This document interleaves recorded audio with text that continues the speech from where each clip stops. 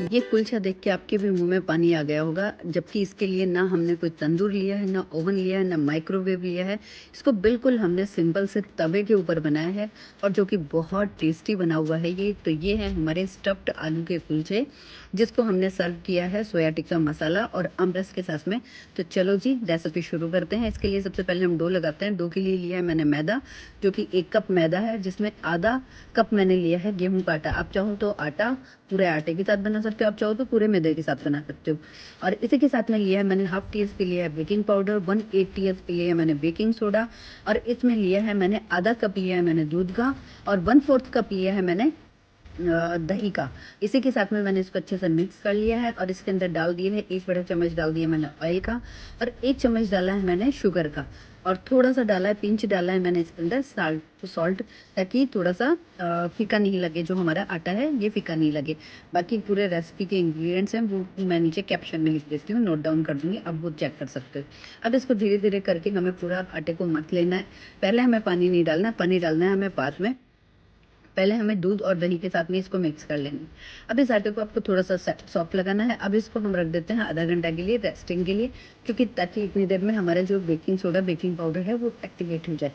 और इतने में हम कर लेते हैं हमारी स्टफिंग की तैयारी। तो स्टफिंग के लिए लिया है मैंने यहाँ बॉईल किए हुए आलू लिए हैं, 3 बड़े आलू लिए हैं, और इसमें आधा कप लिया है मैंने ग्रेटेड पनीर का। इसमें 1 मैंने मीडियम साइज़ का चॉप करके प्याज लिया है, नमक डाला है इसमें, और हरी मिर्ची डाली है मैंने चॉप करके, कोरिएंडर पाउडर डाला है, और क्यूमिन पाउडर डाला है, मतलब जीरा पाउडर डाला है, ग्रेट करके मैंने जिंजर डाली है, थोड़ा सा डाला है मैंने गरम मसाला, चाट मसाला, और चॉप करके डाल रखा है मैंने बहुत सारा धनिया, क्योंकि धनिया इसके अंदर बहुत अच्छा फ्लेवर देता है। तो इसमें सिर्फ जो हमारे घर के इंग्रेडिएंट्स हैं ना वो ही इसके अंदर आपको यूज़ ऑन लेना है। ऐसा नहीं है कि आपको बाहर से कुछ तामझाम लेके आना है। तो स्टफ कुलचे जो हम बनाएंगे बिल्कुल मार्केट वाले जैसे कुलचे आपके बनेंगे। अगर आपने एक बार इस तरीके से बना लिया ना, ट्रस्ट में आप बाहर के कुलचे भूल जाओगे, हमेशा के लिए भूल जाओगे। तो ये जो आटा हमने सेट होने के लिए रखा था ये थोड़ा सा फूल चुका है। अब हम इससे आगे की अपनी चीज़ को प्रिपेयर करते हैं। आटे को एक बार मैंने अगेन नीट कर लिया है। अब इसमें जितना हमें कुलचा बनाना है ना उतना आप इसको तोड़ सकते हो, इसकी लोइयाँ आप ले सकते हो। अगर आपको बहुत बड़ा बनाना है तो इससे आपके 4 से 5 कुलचे बनेंगे, और यहाँ मैंने मीडियम साइज़ के बनाए तो मेरे 6 कुलचे बने। अब मैं इसको साथ में साइड में कवर करके रख देती हूँ। अब धीरे धीरे इसको मैंने पहले बेलना शुरू कर दिया था, फिर मैं भूल गई कि हमें नान नहीं बनाना है, स्टफ कुलचा बनाना है। तो अगेन मैंने इसको लिया, लोई को लिया है, और इसमें डाला है मैंने मसाला आप अच्छे से भर दीजिए जितना आपको इसके अंदर मसाला चाहिए। पूरे हम पहले कटोरी की तरह बनाते हैं, और पूरा मसाला डालने के बाद में इसको ऊपर से इस तरीके से हम कवर कर देते हैं। अब आप देख सकते हो ये अच्छे से कवर हो चुकी है। आपको लग रहा है थोड़ी सी है तो अगेन हम इसको दोबारा पिंच कर देते हैं फिंगर से।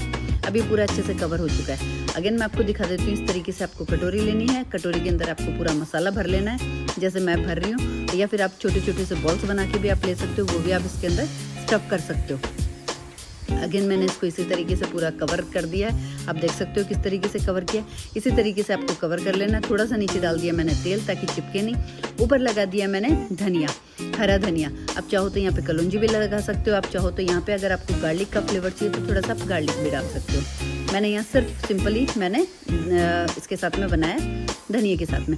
अब मैंने लिया जो हमारा पैन होता है वो लिया है, उस पर डाल दिया थोड़ा सा पानी गर्म होते हुए, और उसको मैंने कवर करके छोड़ दिया।